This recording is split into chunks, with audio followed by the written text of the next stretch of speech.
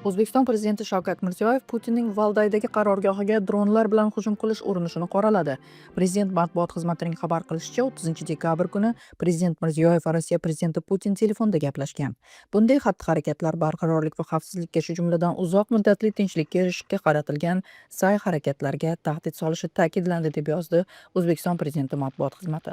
Qozog'iston Prezidenti matbuot xizmatining ma'lum qilishicha, o'sha kuni Prezident Qosim-Jomart To'qayev ham Putin bilan telefonda gaplashgan va Valdaydagi hujum urinishini provokatsion deb qoralagan. Ammo Kreml bayonoti bilan O'zbekiston va Qozog'iston prezident xizmatlari bayonotlarida farq bor. Jumladan Mirziyoyev va To'qayev Kremlga ko'ra Rossiya prezidenti qarorgohiga Novgorod viloyatidagi Ukraina dronlari hujumi bilan bog'liq qo'rquvni bildirgan. Kiyev rejimi tomonidan amalga oshirilgan bu harakatni beaql terror harakati deb qoralagan. Ammo O'zbekiston va Qozog'iston prezidentlari matbuot xizmatlari tarqatgan bayonotlarda bu hujumlar Ukraina tomonidan uyushtirilgan bo'lishi yoki buning terror harakati ekaniga oid Kreml bergan matbuot xizmatidagi jumlalar umuman qo'llanmagan. Har ikki davlat rahbari matbuot xizmatlari bergan bayonotlarda bu hujumga urinish deb atalgan va qoralash bilan cheklanilgan. Rossiya Tashqi ishlar vazirligi 29 dekabr kuni tunda Ukraina dronlari Valdaydagi Putin qarorgohiga hujum qilishga uringani haqida bayonot bergan edi. Vazirlikka ko'ra, Kiyev go'yoki 91 ta dron yo'llagan va bu hujumlarning hammasi qaytarilgan. Ammo Ukraina prezidenti Vladimir Zelenskiy Rossiya tomonining bu ayblovlarini Ukrainaga qarshi qo'shimcha hujumlarni oqlash va urushni cho'zishga qaratilgan navbatdagi yolg'onlar to'lqini deb rad etdi. Ayni paytda Tashqi ishlar vazirligi rahbari Sergey Lavrov bu voqeadan so'ng Rossiya AQSh bilan muzokara jarayonidan chiqishni rejalashtirmayotgani, ammo mamlakatning muzokaradagi pozitsiyasi qayta ko'rib chiqarilishini aytdi. 30 dekabr kuni Kreml matbuot kotibi Peskov ham shuni ta'kidladi. Я не думаю, что здесь должны быть какие-то улики, если Havo hujumidan mudofaa kuchlarining aniq va samarali ishi tufayli ommaviy dron hujumi urib tushirilgan bo'lsa, bunga yana alohida dalil bo'lishi shart deb o'ylayman. Dron parchalari masalasiga kelsak, men bunga izoh bera olmayman, chunki bu harbiylar vakolatiga kiradi. естественно, это тема для наших военных. Ayni paytda Kreml matbuoti Peskov hujum paytida Putin qayerda bo'lgani haqida ma'lumot berishdan bosh tortdi va so'nggi voqealarni inobatga olgan holda bunday tafsilotlarni ommaga oshkor qilmaslik kerak deb ta'kidladi. 31 dekabrga kelib tomonlar o'rtasidagi jang harakatlari davom etmoqda.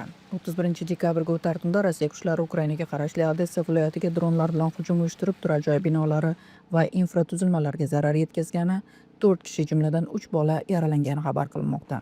Odessaga uyushtirilgan hujumlar yuzasidan Rossiya tomoni hozircha hech qanday izoh bermadi. Ozodlik esa urush sharoitida tomonlar berayotgan ma'lumotlarni tezkor tekshirish imkoniga ega bo'lmayapti. Tobt in Europa. Germaniya kansleri Friedrich Merz yangi yil murojaatida Rossiya tajovuzi, global proteksionizm va AQSh bilan munosabatlardagi o'zgarishlar sharoitida yangi 2026-yilda tinchlik va farovonlikni ta'minlash uchun Yevropa o'z manfaatlarini yanada qat'iyroq himoya qilishi lozim deb ta'kidladi. Merz nutqida Yevropa ostonasida davom etayotgan dahshatli urush qit'aning erkinligi va xavfsizligiga to'g'ridan to'g'ri tahdid solmoqda deb ta'kidladi. Rossiyaning hujumi butun Yevropaga qarshi qaratilgan rejaning bir qismi bo'lgan va hozir ham shunday, dedi jumladan Merz. Uning aytishicha, yana bir jiddiy muammo jahon iqtisodiyotidagi proteksionizm siyosati bo'lib, Yevropaning import qilinadigan xomashyolarga bo'lgan qaramligi tobora unga qarshi siyosiy bosim sifatida foydalanilmoqda. Це може підтвердити, якщо чесно, президент Сполучених. Ukraina prezidenti Vladimir Zelenskiy 30 dekabr kuni Kiyev Washington bilan xavfsizlik kafolatlarining bir qismi sifatida Ukraina hududiga AQSh qo'shinlarining ehtimoliy joylashuvi masalasini muhokama qilayotganini aytdi. Ukraina prezidenti seshanba kuni WhatsApp orqali ommaviy axborot vositalari bilan muloqotda aytishicha, bu Rossiya bilan tinchlik kelishuvi doirasidagi xavfsizlikni sezilarli darajada mustahkamlaydigan omildir. Oq uy esa AQSh qo'shinlarini Ukrainaga yuborish masalasida hozircha hech qanday izoh bermadi. Zelenskiy Rossiyaning 2022-yilda boshlangan keng ko'lamli bosqini ortidan kelib chiqqan urushni tugatish bo'yicha muzokaralarni davom ettirishga sodiq ekani va Putin bilan istalgan formatda uchrashishga tayyorligini bildirdi. AQSh prezidenti Donald Trump yakshanba kuni o'zi va Zelenskiy urushni tugatish bo'yicha kelishuvga ehtimol juda yaqin deb aytgan, biroq hududiy masalalar murakkab bo'lib qolayotganini ta'kidlagan edi. Polshada kuchli qor yog'di. Oqibatda mamlakatdagi yirik yo'llarda avtoulovlarning 20 kilometrgacha cho'zilgan tirbandligi yuzaga keldi. Havo sovuq, yo'llar yopilgan, haydovchilar esa og'ir ahvolda qolmoqda.